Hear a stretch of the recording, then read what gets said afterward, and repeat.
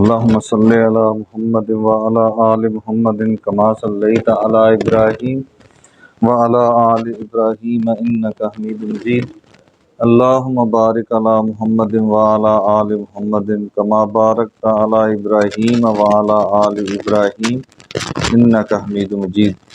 أعوذ بالله من الشيطان الرجيم. بسم الله الرحمن الرحيم. ذلكم أقسط عند الله وأقوم للشهادة وأدنى ألا ترتابوا إلا أن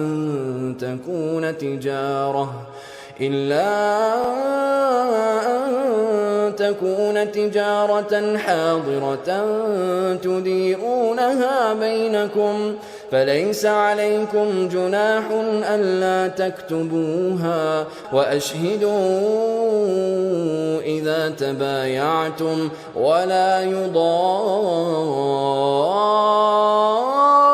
كاتب ولا شهيد وإن تفعلوا فإنه فسوق بكم واتقوا الله ويعلمكم الله واللہ بكل شيء علیم.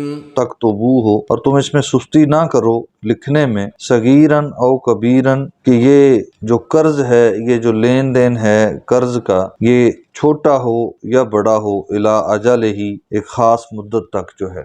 ذالکم اقسط، یہ مراد لکھنا جو ہے اقسط عند اللہ، اللہ کے ہاں زیادہ انصاف والی بات ہے. وَأَقْوَمُ لِلشَّهَادَةِ، اور گواہی کے لیے زیادہ مضبوط ہے. یعنی لکھا ہوگا تو چیزیں اتنی زیادہ سیکیور رہیں گی، لکھا نہیں ہوگا تو کسی بھی طرف سے شک یا بد اعتمادی کا اعتراض کیا جا سکتا ہے. کوئی کہہ سکتا ہے جی یہ گواہ تو آپ کے ساتھ ملے ہوئے ہیں، یہ جھوٹ بول رہے ہیں. وَأَدْنَا، اور یہ زیادہ قریب ہے، اللہ ترتابو، یہ کہ تم شک میں نہ پڑو.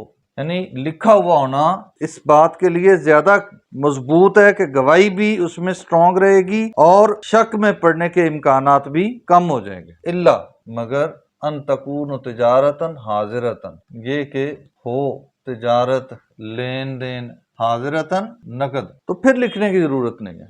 موقع پہ آپ نے جو لینا ہے وہ لے لیا، جو دینا ہے وہ دے دیا، بس ختم.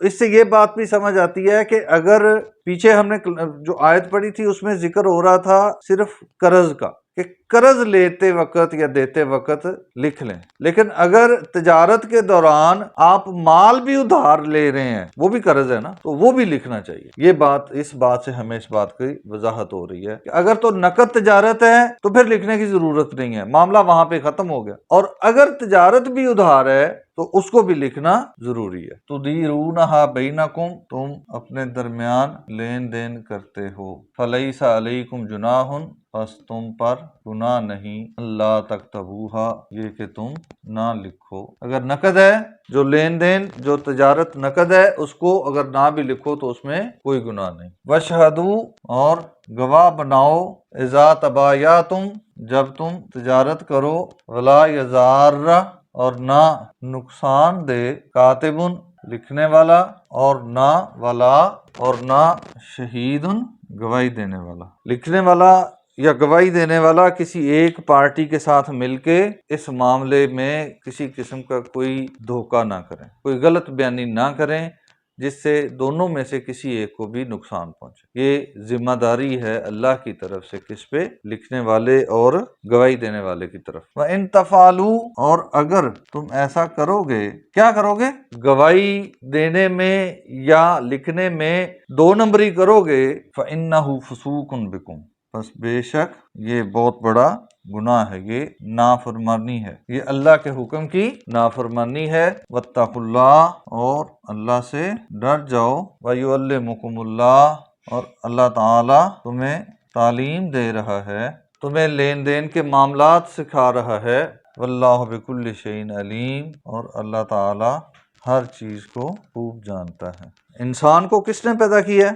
اللہ نے، اور جو خالق ہوتا ہے اس کو پتہ ہوتا ہے کہ اس کے جو تخلیق ہے اس کی کیا کیپیسٹی ہے، اس کے اندر مسائل کیا ہیں، اس کے اندر کتنی طاقت ہے، کتنی اہلیت ہے، وہ کتنا یاد رکھ سکتا ہے، کتنا بھول سکتا ہے۔ اس چیز کا اللہ سے زیادہ ہمارے بارے میں کسی کو پتہ ہو سکتا ہے؟ انسان کو خود کو نہیں پتا۔ انسان سمجھتا ہے نہیں جی میں نہیں بھولتا، اس کو بڑا اپنے اوپر اعتماد ہوتا ہے، وہ خود ہی بھولا ہوتا ہے۔ اللہ تعالیٰ کو چونکہ پتہ ہے کہ انسان کے اندر کیا کمزوریاں ہیں، اس لیے اللہ تعالیٰ اسی حوالے سے تعلیم دے رہا ہے کہ اپنے معاملات کو اس طرح سے رکھو تاکہ تمہارے درمیان بد اعتمادی کی فضا پیدا نہ ہو اور اس کے نتیجے میں معاشرتی زندگی برباد نہ ہو۔ اسلام کا اس دنیا میں اصل مقصد کیا ہے؟ ایک فلاحی معاشرہ قائم کرنا، امن قائم کرنا۔ فلاحی اور معاشرہ اور امن کیسے قائم ہو سکتا ہے؟ جب یہ معاشرہ اللہ اور اس کے رسول کی تعلیمات کے مطابق چلے، ورنہ اس دنیا میں ہزاروں نظام آئے، سیاسی اور معاشرتی نظام، کسی میں امن نہیں ہے۔ امن ہے تو توحید و رسالت کے اندر۔ اللہ تعالیٰ سمجھنے اور عمل کرنے کی توفیق عطا فرمائے۔